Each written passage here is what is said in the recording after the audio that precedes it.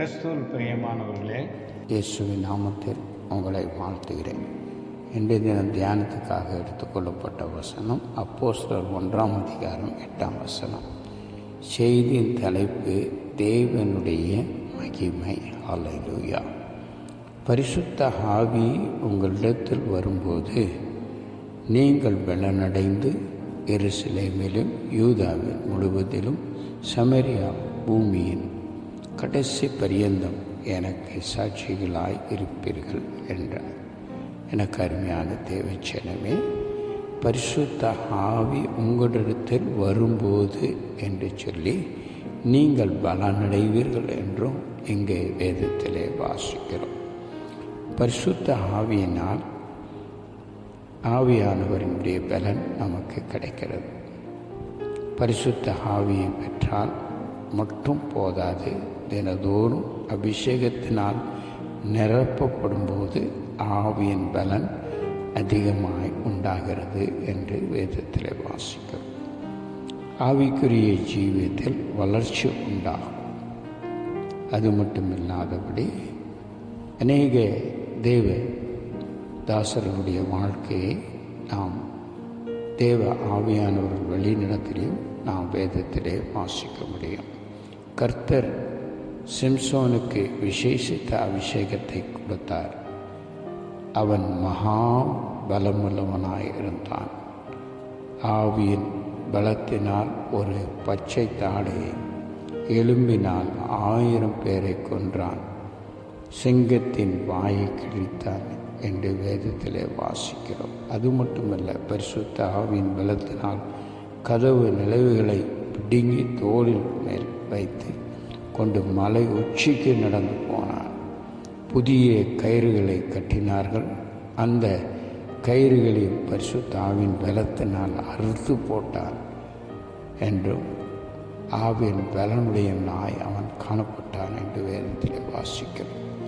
எனக்கு அருமையான தேவச்சனமே, பரிசுத்த ஆவியின் பலனை பெற்ற இன்னொரு தாசன் பார்க்கும்போது தாவீது சிங்கத்தையும் கரடியும் கொன்றான். கோலியத்தை எதிர்க்க கூடிய பலன் அவருக்கு கிடைத்தது. நாமும் இந்த பரிசுத்த ஆவியை பெற்று பரிசுத்த ஆவியின் பலத்தினால் தினதோறும் நிரப்பப்படும் போது ஆவியின் பலமுள்ளவர்களாக காணப்படுவோம். பிசாசின் வல்லமைகளை மேற்கொள்ளும். பிசாசை எதிர்த்து போராட பலன் நமக்கு கிடைக்கும். நமக்கு வரும் எல்லா பிரச்சனைகளிலும் போராட்டங்களிலும் மேற்கொள்ள தேவ ஆவியின் பலன் நமக்கு கிடைக்கும். எனக்கு அருமையானவர்களே, அவரிலே பலன் கொள்ளுங்கள் என்று வேதத்திலே வாசிக்கிறோம். கிறிஸ்துவில் பலன் கொள்கிறவர் பாக்கியவான்கள். தேவ ஆவியிலே பலன் கொள்கிறவர்கள் பாக்கியவான்கள். அவர் சோர்ந்து போகிறவர்களுக்கு பலன் கொடுக்கிறவர். சோர்ந்து போன எலியா தேவ பலனை பெற்றுக்கொண்டு ஓரோப்பு மட்டும் நடந்து சென்றான் என்று வேதத்திலே வாசிக்கிறோம். அது மட்டுமல்ல, எனக்கு அருமையானவர்களே, சகரியாவுடைய வாழ்க்கையில் இது போல பார்க்கும்போது நாம் அநேக காரியங்களை அங்கும் பார்க்க முடியும். சகரியா 4 அதிகாரம் 6 அப்போது அவர் சேரோபினில் செல்லப்படுகிற கர்த்தருடைய வார்த்தை என்னவென்றால் என்று பார்க்கிறோம். சேருவிலுக்கு சொல்லப்படுகிற கர்த்தருடைய வார்த்தை என்னவென்றால், பலத்தினாலும் அல்ல, பராக்கிரமத்தினாலும் அல்ல, என்னுடைய ஆவியினால் ஆகும் என்று சகரியாவின் புஸ்தகத்தில் நாம் பார்க்கிறோம். யார் சொல்லுகிறார் என்று பார்க்கும்போது சேனைகளின் கர்த்தர் சொல்லுகிறார். அல்லேலூயா.